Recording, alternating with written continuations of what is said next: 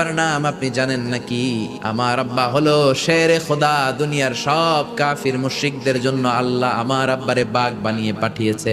আমার আব্বা সাধারণ কোনো মানুষ নয়, বিশ্বনবীর মেয়ের জামাই।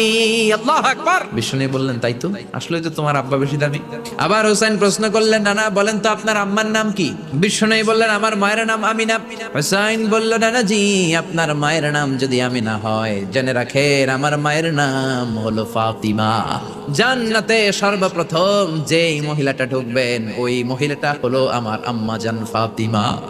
ও নানা বলেন তো তাহলে কে দামি, আপনার আম্মা আমেনা নাকি আমার মা ফাতিমা?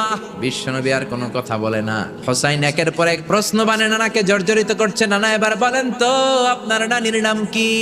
বিশ্বনবী বললেন, হোসাইন আমার নানির নাম হলো বাররা বিনতে আব্দুল উজ্জা। হোসাইন বলে, নানা আপনার নানিরে তো কেউ চিনে না, বাররা নামটা কারো মুখস্থ নাই। আমার নানির